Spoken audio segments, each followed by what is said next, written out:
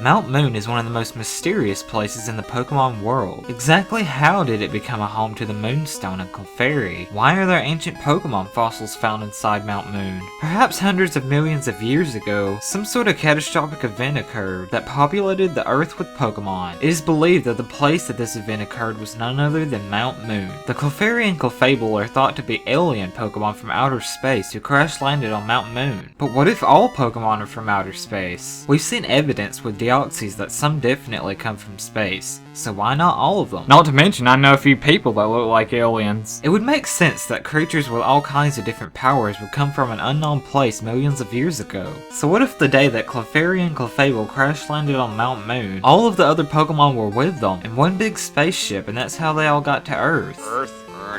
Yep.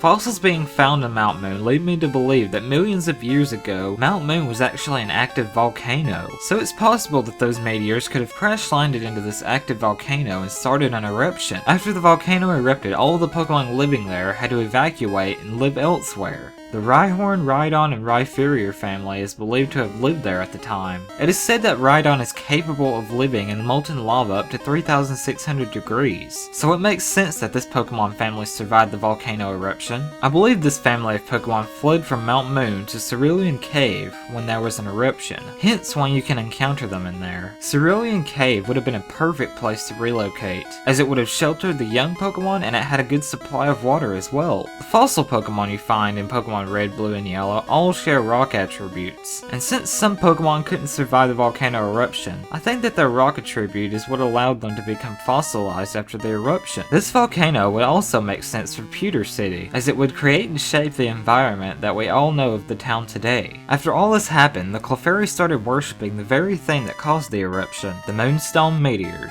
That's possibly why it makes them evolve, and why they're always found around Moonstones. Clefairy have even been shown to be capable of constructing a space aircraft, proving that they want to leave to go home, because Pokemon weren't originally from Earth. How else would all the different Pokemon have all their powers? If normal animals and humans don't have these powers in this world, then why do they? According to legend, Arceus was the one who shaped the world and was the first Pokemon. And it's never actually stated that Arceus is a god, or that any of this is a fact. He merely shaped the Earth, he didn't create it. Even so, there are possibly many other planets and worlds out there with different Pokemon on them like Deoxys. So many of them could have crash landed onto the Pokemon planet we know today, so who knows how it really happened. And yeah, I know most of you are probably thinking, It's just a game.